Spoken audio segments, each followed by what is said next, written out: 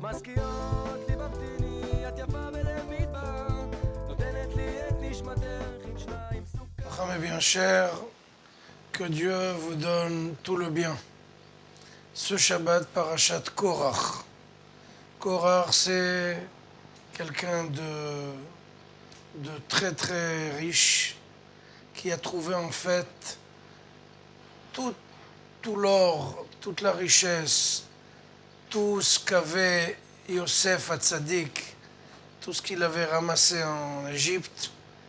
Enfin, c'était des trésors, des centaines de trésors. Korach les a trouvés. En plus que ça, Korach était quelqu'un de très digne. Il appartenait à la famille des Lévis, donc le summum de ceux qui portaient l'arche de la Torah. Donc c'était une personne qui lui manquait rien. Mais malheureusement, cette poursuite d'honneur, cette recherche de faites-moi le kavod, eh bien justement, ça l'a complètement scié. Et non seulement il n'a pas reçu ce qu'il voulait, mais on lui a pris ce qu'il avait. C'est exactement de la même façon de la Gemara, le Talmud raconte que Haman, au temps de l'Empire perse, eh ben, il avait tout pour être heureux. C'était le vice-roi, il avait le cachet royal en main, donc la carte blanche pour faire ce qu'il voulait. Mais ce qui l'a le plus gêné, c'est que Mordechai ne se prosternait pas. Donc il avait 127 pays qui se prosternaient.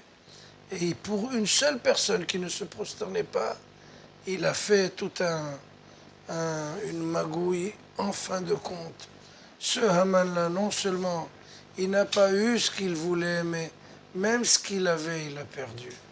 Donc il faut faire très attention à ces jeux de kavod. C'est très très nocif, c'est très malheureux. Il faut faire très attention.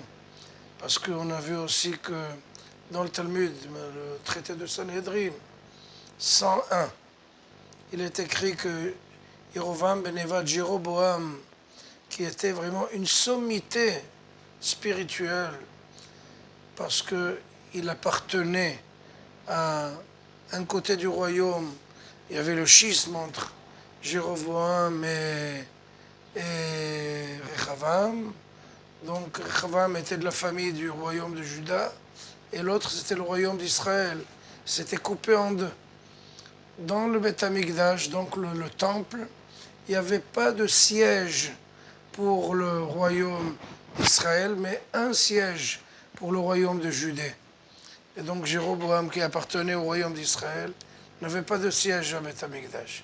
Il s'est dit, mais moi, je n'aurais pas un trône à Beth Amikdash, eh bien je ferai tout pour le détruire.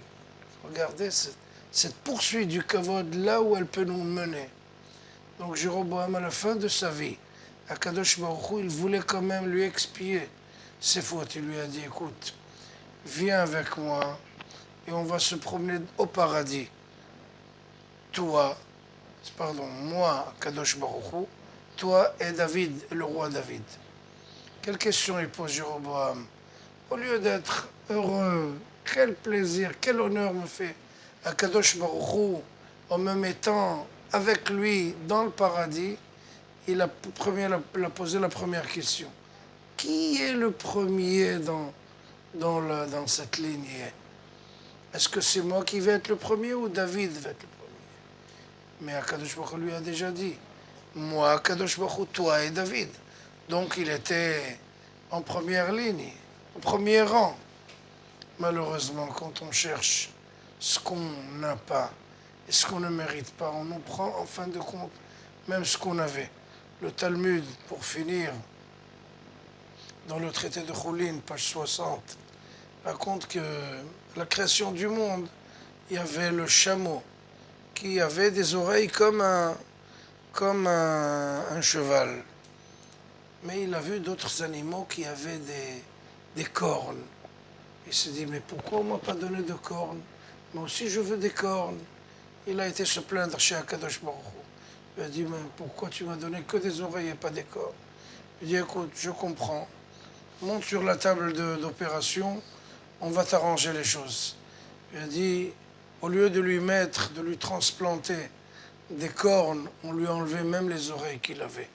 Aujourd'hui, le chameau n'a que 2 trous pour écouter. Donc il a perdu même les oreilles. Quand on cherche ce qui ne nous appartient pas, en fin de compte, on va nous prendre même ce qui nous appartient.